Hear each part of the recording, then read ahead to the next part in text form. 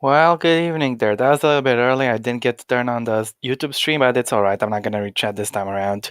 Well, that's the intro, I guess. Welcome everybody, and we're here for round. I don't even know what number we're at right now. Is it round 8? Correct me if I'm wrong. The 2021 GP4 OC F2 season. I'm your lead commentator, Robert Ionescu, and just like I was a couple of times this season, I am joined by a brand new commentator to the OC from this season, Leighton Aviard. It is round 8 indeed, yes. But how are you, Leighton? I'm good. We're at Spa today. Very classic circuit. History is always made at Spa, and this shall be a very entertaining qualifying session. Yep, indeed, absolutely right. If you remember last season, of course, it was the most important qualifying of last season. Kyle Burns took pole position. Rahul Patel set the exact same lap time as him. But because he said it first, Burns was credited with pole position and the 4 bonus points that come with it, which did not go to Patel. Why is that? Why was that so big? Because Rahul Patel lost the championship last season by 3 points. Had he gone 1,000 faster back then, and still gone on to win the race as he did in the day after, he would have taken the championship. But yeah, just shows how important qualifying can be here. Of course, before we get going, something very, very important to remember.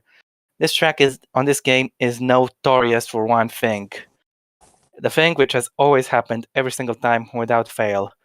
The guy in second will always take the lead around the outside of turn 1 at the start. It's always going to happen. So let's see who's going to get the 4 bonus points for pole and who's going to take the into turn 1 as we are about to get this qualifying session underway, guys. Also, one more thing to point out. Today at 10 p.m. BST, the DTM signups for next season will begin, so keep an eye out on that if you want to, of course. And yeah, one more thing. Last time out, it was Henry Watzel took a dominant victory in Britain. Still, he's only 11th in the championship, but I think he hopes he can build on that momentum. So we'll see. But yeah, I'm excited for this qualifying session lane. Let's get going.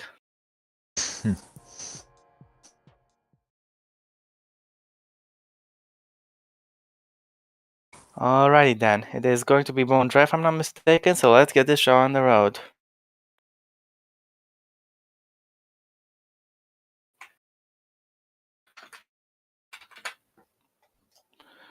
Alright. So then, do you have any predictions there for this session, Layton, or not really? I'm gonna I'm gonna go with a cheeky prediction and say I'm gonna think Alexander Arnold will get pole position today. Alright. Well, let us know your predictions in the chat as well, everybody, as this session is now green. 30 minutes, 4 runs, maybe 5, but most likely 4, and for some people not even the 4 because of just how long this track is. 7 kilometers and 4 extra meters to boot, so it is pretty damn long. But this session is underway. 22 drivers, and who's gonna get pole? As we wait for the first cars to go out onto the track, he guessed Alexander Arnold. Well, he's the car on screen right now. Will it be the car on pole? That is another question. I was just looking at the standings, and it looks like we've had a different winner each race. Yes, we have 7 out of 7, and we could very well have the 8th different winner in 8 races tomorrow at the end of Belgian Grand Prix. We'll have to wait and see, though. This session is underway. 20 drivers. Hold on. Can you see the screen this time, or has because Joe said they couldn't see the screen up. Yeah, alright. I can see it. Okay, Joe just texted. No, not us, the people on YouTube. No. Joe just texted me. Yeah, Joe says the people on YouTube can't see the screen. Either way, since you can't see, I'm going to tell you what's going on. Agatino Bivona is the first car out on track. So there's that. We have a lot of cars on track actually. It's just about now entering Brussels. Yeah, it still is outlap, so you haven't missed much. The session is Bone Dry, of course, so there is that. But yeah, I'm not even gonna commentate right now because the lap hasn't started, but already on the outlap, he's taking a lot of curb into Puhan. As Joe is texting me again, has the issue been sorted out? Alright, looks like it has been sorted. As looks like we've got someone in the chat, Canal Grand Prix. Not sure who that is, but this Canal Grand Prix person is cheering for MP. And yes, Flo, I'm going to need to remind you in the future every stream about the graphic you put up before each session. That's what Joe told me to remind you. So do keep that in mind. But before that, let's take a look at Agatero Bavona, who is about to start the first flying lap of the session. Bavona is a former championship leader, of course. He dropped down to third. He only picked up one solitary point in Britain. Let's see if he can get his momentum back. Or if maybe not. He took pole, of course, in the season debut, so let's see what he can do today. It's a short run down to last source as here begins the lap. You're going to want to brake early and get on the throttle as quick as you can. Get nice and turned in nice and smoothly, and then take a lot of curb on X. Use all the track. Just make sure not to go into the AstroTurf. It is going to penalize you as you go downhill through the flat out section of Eau Rouge and Radion. Don't chicken out because you're going to lose so much lap time if you do. Keep it nice and flat and straight, and that'll be that. Onto the Camel Straight, the longest flat out section of this circuit. The main overtaking opportunity, of course. Bavona, his first sector time will be a 32.4 as he goes into Lecombe. Nice on the turn in there, taking a lot of curb on the left-hander. And then to Malmedy he goes very wide on exit, using all of the track there and then some. As in towards Bruxelles he goes the long swooping right-hander. You need to take a late apex here and then maximize your run. Jack Higgs, which was formerly called No Name, now it has a name. Up next is Puhon, or as our map calls it, Djiblugosh, but we're just gonna stick with Puhon, thank you. And he takes so much curb there, almost tipping a wheel on the grass there. Bavona definitely not wasting any time. He's using all the grip he can find, all the track. As in towards Lefania, he goes now through the right and then flicking the car in through the left. I sound like Joe there for a second. Next up is Campus, and afterwards is Stavolo. Very wide there on exit, almost bring that wheel into the AstroTurf. 131.8 through the middle sector for Bavoda. And now until the checkered flag, it's flat out with just one braking zone. Let's see what's gonna happen as he goes through Blashmont. Nice and flat. You should try to keep your line as close to the inside as possible. It looks like he's giving Dennis Graf a whole lot of tow, so I expect Graf to go fastest. As he tries to go for the overtake to bus stop, that's both their laps completely ruined. Before I will set a benchmark for everybody to beat, but Dennis Graf will beat it half a second afterwards. So let's see, here goes Bavoda across the line. It is a 1 minute 55.2, which Graf immediately smashes, but I expect Gabriel Coutinho to smash it even further, which he does. There's Hansen goes into third, as Sonome now smashes it by 1.2 seconds. Brilliant stuff. Dada Bosch Daniel goes into second as Aaron Curtis now takes second. Ruslan Protsi goes over Virgil Pole as Tobias Kress now takes it from him. Jonas Martins now takes it. So everybody's taking pole at the moment. What about Jafari Blackwood? Can he take pole? Not quite. He goes only P7. P7 for Blackwood as Betzvaliger goes P8. Gabriel Rico, now he goes 8th. For Chao Chao Chinat, he will go P11 as Fabio Gued is 11th. He was giving some tow to Watson, who goes P5. We have Alexander Arnold, who is currently P6, and Simon Osgood now goes 2nd. He gets out of the front row. Great effort for him. Blackmore goes P7. Just Frank Suto goes P7 now. He's taking it. Adam Chobot is 11th. And Luca Farina, last car to cross the line. He is in 19th. Of course, last time at Silverstone, he went from 22nd to 4th. An incredible drive. Just couldn't get that podium though. But now Farina is in 19th. So what do you think of those first rounds, Lane? Very close out front, obviously. Slipstream going to play a massive part here today. In the Kemmel Straight, and obviously the run through Blanchimont into bus stop is going to be a huge factor. So the best thing is to stay with a car as much as possible, but still not get really bad air, as we saw from Dennis Graf and Argentina Bivona. So it's very crucial, but yeah, a very spread out field, I must say.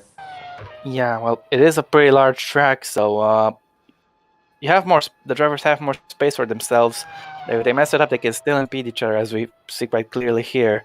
But I'd have to disagree with you, Lane, because sure, you can get a brilliant run with some tow onto the Camel Straight, but you need to make the overtake immediately, because ahead after Lecombe, you're going to be in a world of pain for the entire rest of the lap. It is quite difficult to overtake in Sector 3 here, unlike in real life. It is possible for sure, but we've seen just how notorious the final chicane can get. Yeah, Belgium is notorious for its battles and its famous qualifying sessions and races over the few years that we've had in real life. Yes, So it absolutely depends. right. Anything can happen. So the getting so the key to getting pole position here is yeah, have a nice clean into the source, get on all the way down through Rouge and before Lacombe so that it can be undisturbed for the entire rest of the lit. Our screen share has gone down in the meantime, but yeah, we will see when we can get that screen share back. As Flo said, every time you make me remember, you will get a cookie. That is very nice of you, Flo, but we have some technical difficulties and bear with us, guys.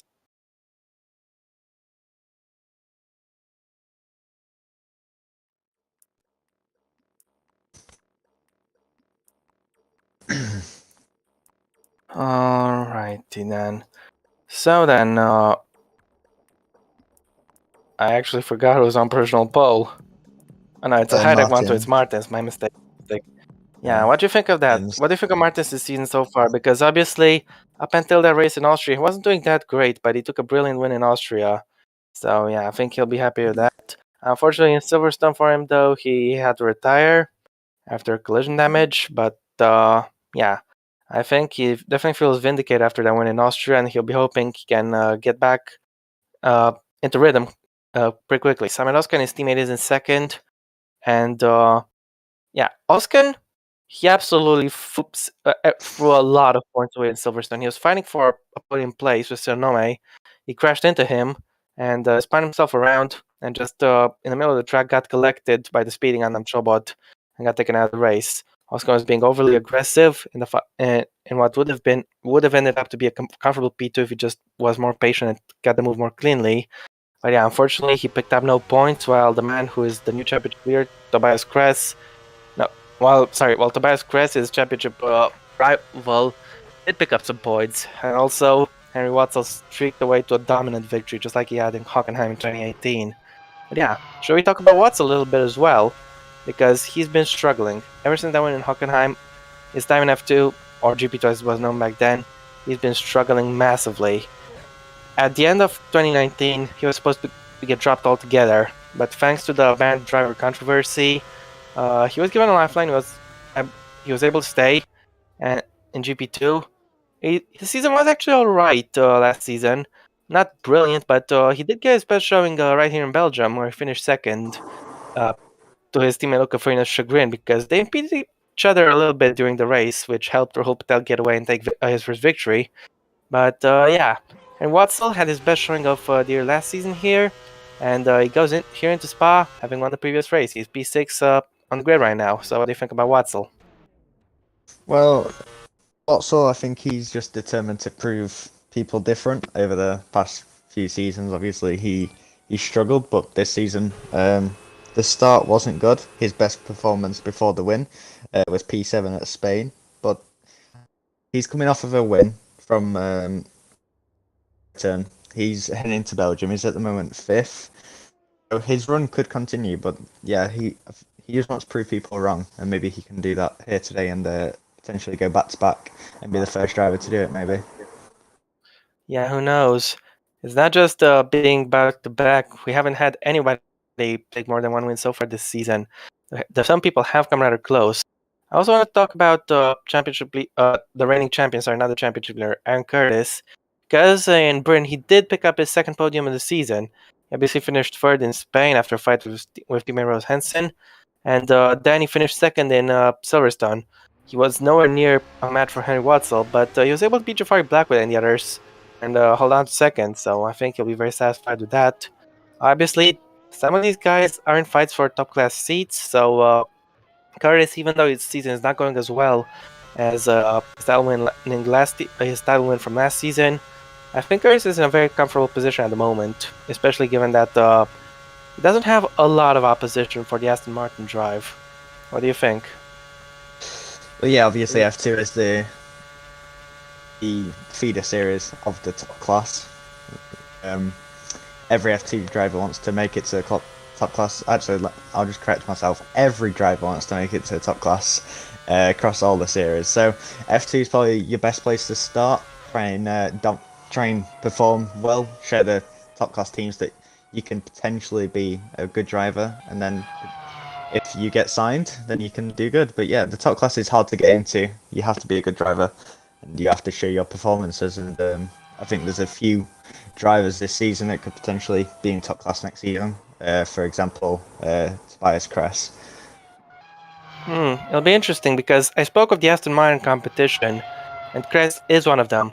Sure, he's doing great this season, but let's not forget Press has been struggling in the past, and that is factored into the sign-up process. I take no part in the sign-up process, but past results are factored, especially recent past results. And even though he did win the Formula 8 title many seasons ago, Tobias Kress has not been doing well at all until this season, when he's finally starting to do brilliant. So we'll see about that. I think it'll be very interesting what happens from here on out, Lane. Yeah, you have to take into the factor what the drivers accomplished and what the Before is driver... starting a lap in the meantime, would you like to take us through it? Yeah, so here goes Pavona. At the moment, he's 22nd place, last. Heading into turn 1, you want to be nice and late on the brakes. Take a nice exit after turn 1 and get a nice Rouge run up a Rouge and through Radion. And he's not going to have any traffic this time. Graf is a little further back as Amchoba is the only car staying in the pits.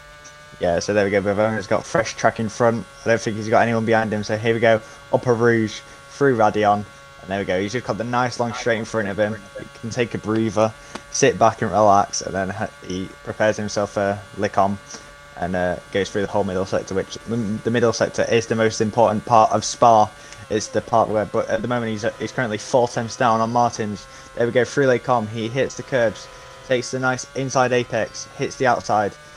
And a few corners I have very forgotten about the circuit, but here we go into the tight little nice right-hander. Then he goes into no name, hits the apex on the outside, gets the nice run on the exit. Into P1 you want to stay firmly to the right, then sweep it all the way around.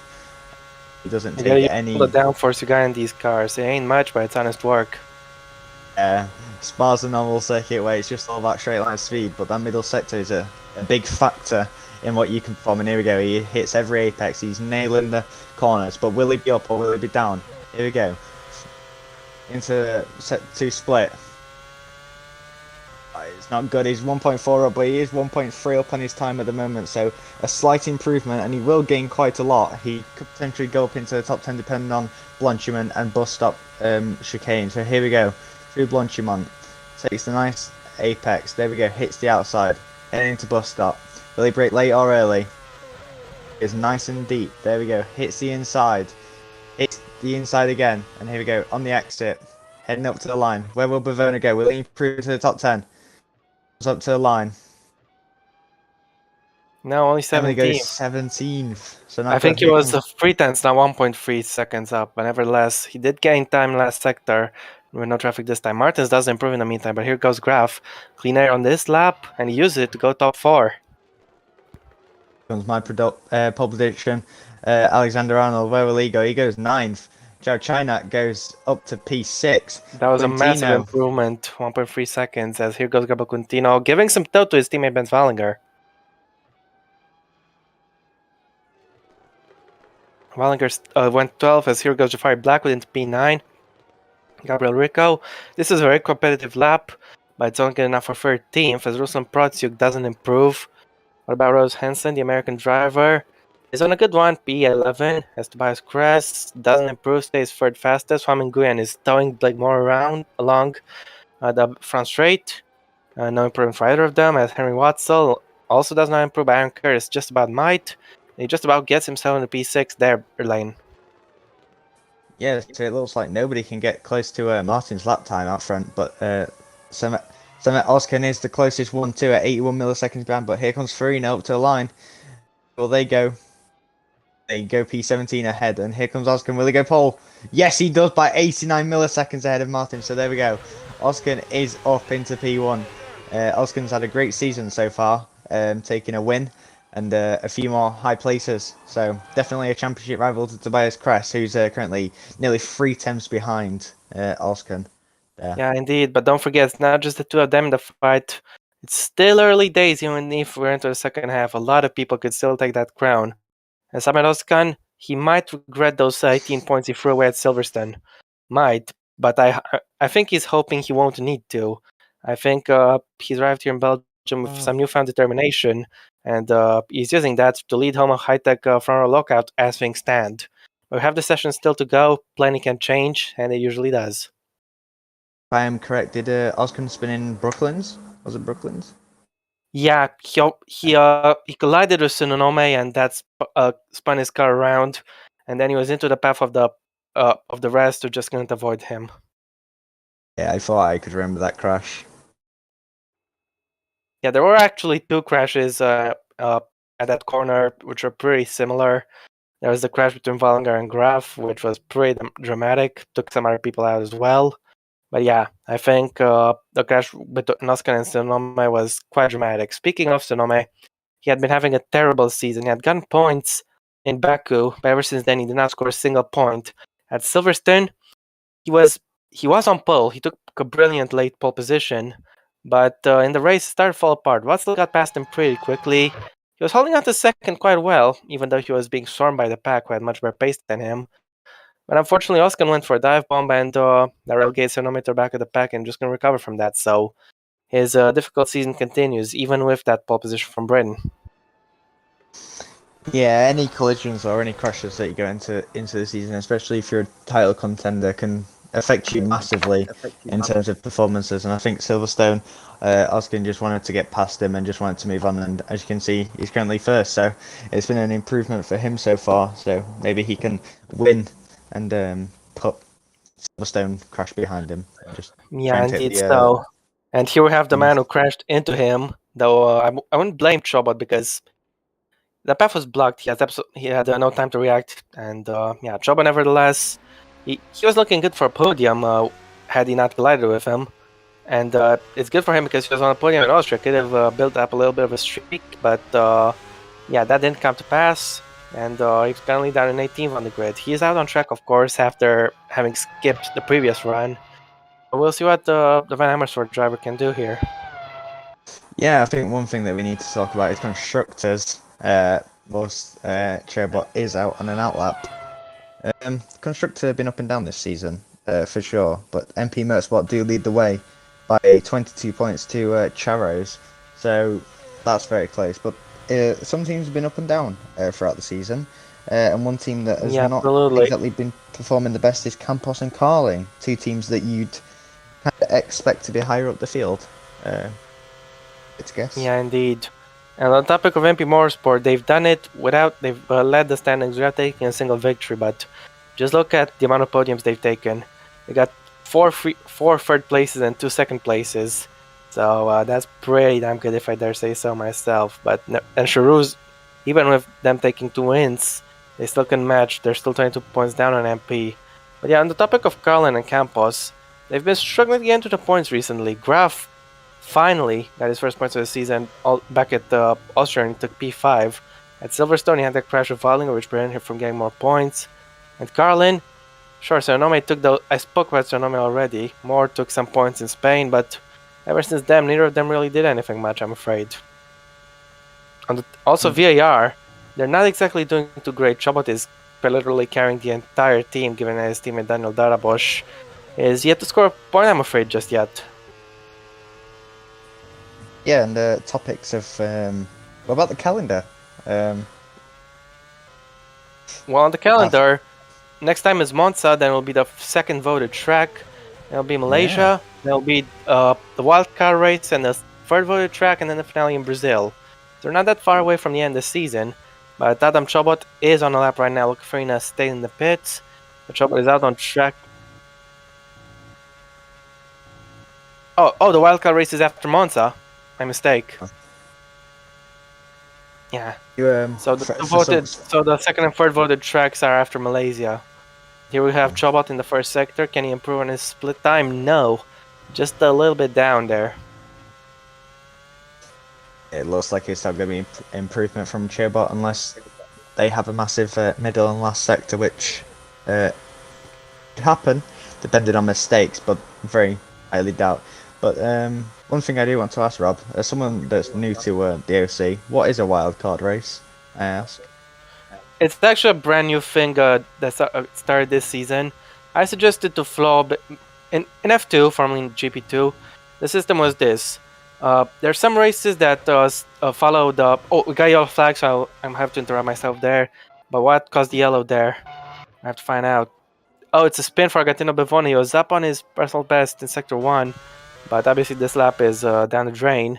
He's had a spin and he just had some understeer into Lecombe, completely missed the corner, and yeah, on the rejoin he just spun around.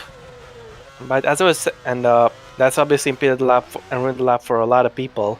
As I was saying, the traditional system was the calendar was 10 races that are following the real life, not the real life, the class calendar, and 3 races that the drivers vote for.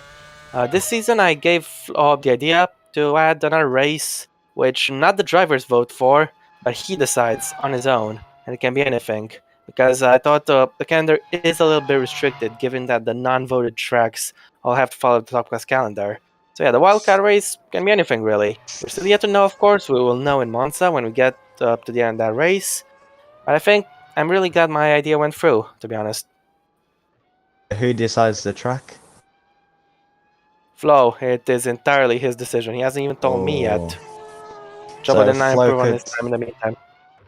could be very nice, or he could be very evil. With From what I the track. understand, he's already decided and tested the track.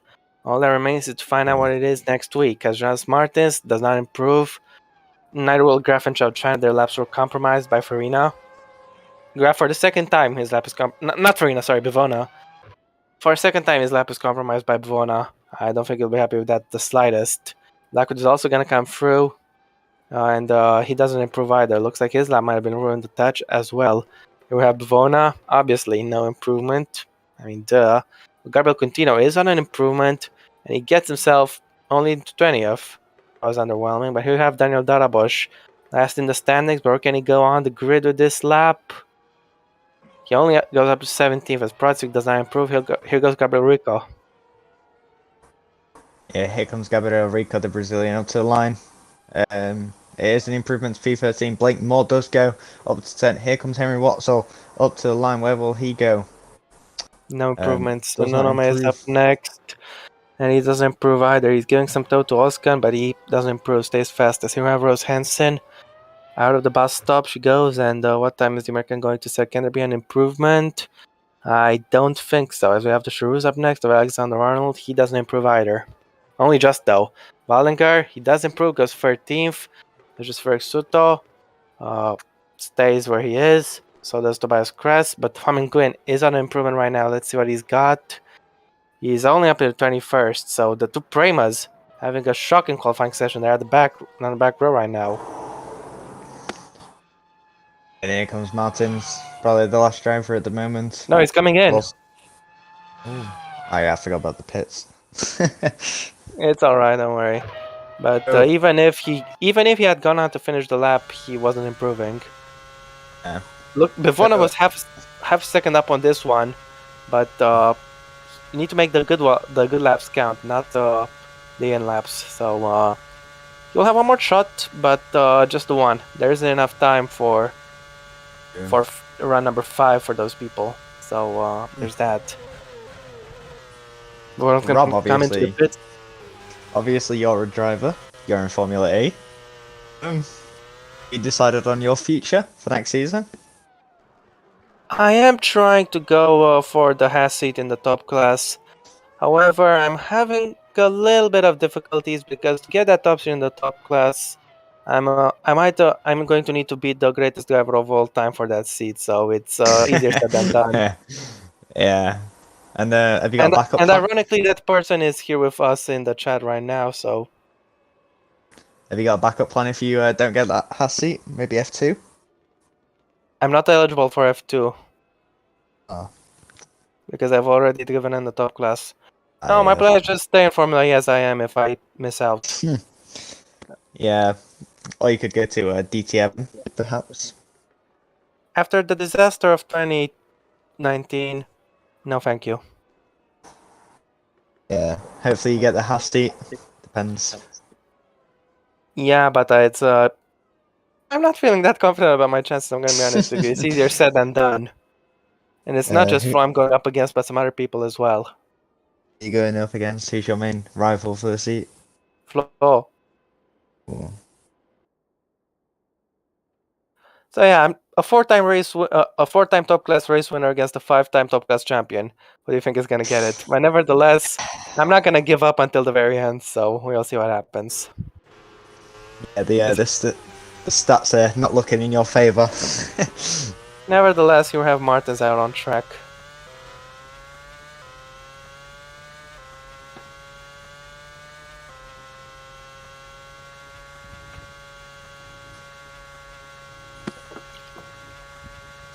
Just speaking on the top class, Franco Gamba is deciding to move somewhere else, so that shall be entertaining. And who replaces him? Yeah, indeed, and also Emilian Wilson will go on sabbatical after this season. No, after next season. Sorry. So yeah, we'll definitely have a vacancy guaranteed for 2023, but we already have one guaranteed already for 2022. Of course, we will have the team news. The first episode, the first proper episode, not counting the pilot episode, of the team news tomorrow, actually, right before practice. So that should be entertaining. I wonder who will be retained, and I wonder who will be retained at Mercedes. It is very interesting because Franco Lopez and Armarca have some very, very stiff competition against the might of Casper Gildy, who is incredible with his grand experience of absolutely not a single race ever. So yeah, in any category. So I think Lopez and Ka will have a difficult task, but I think they're going to get retained. What do you think? Well, Lopez is the greatest qualifier in top class, if I have to say. Armarco is a very good race winner, so it'll be very hard to replace them two drivers for sure. But at the moment, the Brazilian Martins is about to set their final lap, and here we go. Rob, give us the best commentary. Alrighty then.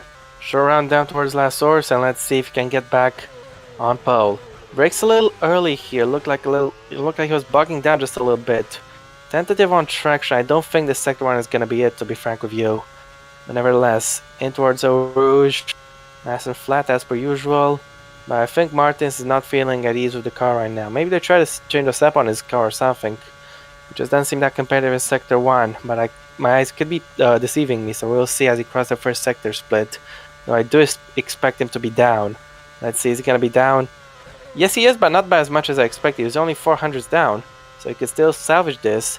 And then towards Valmedy he goes, carrying quite a lot of speed, taking a lot of curb on exit. Careful not to unsettle the car. Then towards Bruxelles, takes a little bit of a later apex there, diving in a little bit. Avoiding the curb there just about, as in towards Jackie X. He used that exit curb quite nicely. Buhan will be the decisive corner for lap time here. Darts to the right before diving to the left aggressively, just like Bivona did on the first lap of the session. And I think he might be able to pick up just a little bit of time here. Don't forget, he needs to gain 9 100ths of a second to get ahead of Oskan. And he's had a little bit of an understeer moment into Fania, just a tiny one, but I'm not sure it's cost him too much. Let's see. As he goes in towards Stavolo, how far down is he? He is actually just about 10th down on Oskan, but sector 3 is only 2 proper corners, the rest is flat bends, so I don't see how Martins will leak that time back up to his teammate. I think Oskan is safe on provisional pole for the moment. I don't think Martins can take it back. We'll see in towards the bus stop, braking late as he dare, taking a lot of curb on entry. And yeah, on the exit here, keeping the car nice and straight. It's a run down to the line for Jonas Martins. Can get back on pole? No, he can't. This is out. He can improve by about hundreds of a second. Next up is Blake Moore. Blake Moore, the British driver, had an up and down season so far. Has Blake not been fighting where he would have wanted, I presume? But here we go through the bus stop. It's in the nice apex. There we go. Onto the exit, up to the line. Will Blake Moore improve from P10? Or will they not improve? Here we go. Up to the line, and No. Blake Moore does not improve. Here goes Farina though. Only up to 17th, not good enough. China is up next. This could be a very good lap here. Let's see what he sets. I think he might go into the top 4. Yes, he does. He improves by 1.5. Gabriel Quintino is up next. The Brazilian is currently all the way down in P20, just in front of Premas. Of course, again, will not be going out on track, but I think Quintino hopes he can improve a lot in his position with this lap. And can he do that? He just about can only go up 2 places. Henson is up next. The American driver does not improve, and neither does her teammate Aaron Curtis as he crosses the line. He's way down. Here goes Alexander Arnold. Can he take pole? No, he can't. He's way down as well. As is Henry Watson, no improvement. Protsiuk, no improvement. Just Ferg Suto, no improvement. Only just though. Gabriel Rico, he does improve, but stays 15th. Jafari Blackwood goes third. That was a brilliant lap. As Ben Svallinger doesn't improve. And Tosionome can take another late pole. No, he can't. He doesn't improve. Agatino Bivona, can he get a big improvement he needed? No, he stays last. He did improve, but only not enough to get him out of last place. Oscar stays on personal pole. Darabosh stays where he is. Tobias Kress is up next, getting him back in the top 3. No, but he improves. And what happened to Darabosh here? Did he make a mistake because he was way down? Looks like he was overtaken by Oscar, and that just completely ruined his tempo. But Oscar was so much faster on that lap anyway. And is that it? Is that the session finished? I don't think there's anybody else we're waiting for. And not enough time for Nguyen to go out on track, of course, so this means it's all but confirmed, really. Simon Oskan is on pole position. How many poles does he have this season? Let me check real quick. I guess 3. He's taken 2 poles, so Oskan acing the qualifying department. He's cut the championship lead from 9 points to 5 points. He has he'll be delighted with that. And of course, it means that Jonas Martins will take the lead of the Belgian Grand Prix. So I think Martins won't be too mad about missing out on a 4 bonus.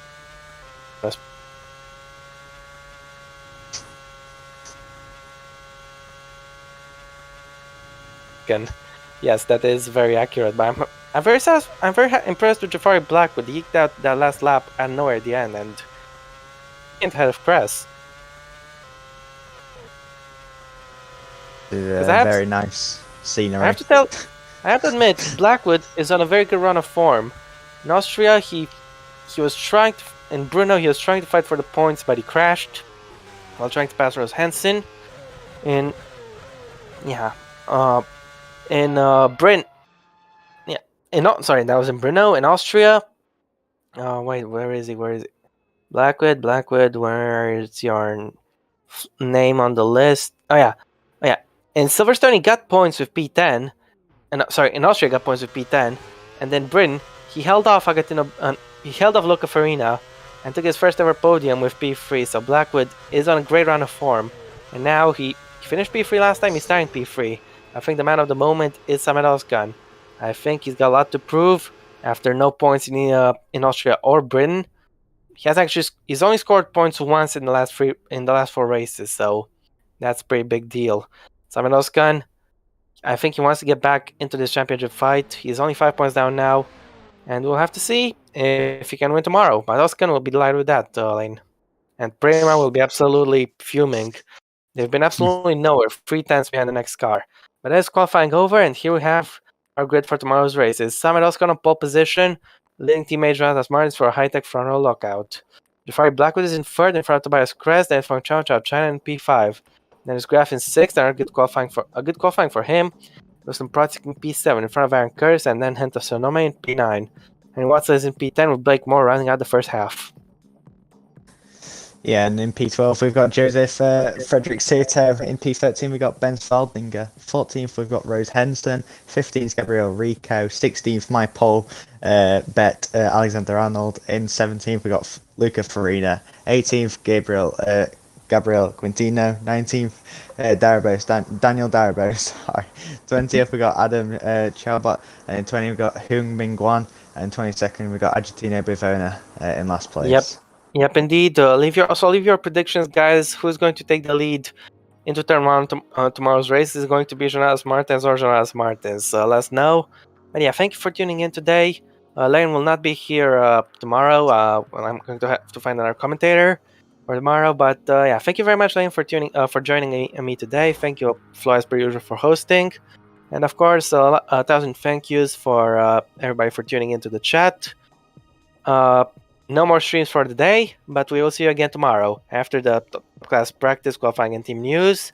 We'll see you tomorrow for the Belgian Grand Prix. So take care, and we'll see you when we see you.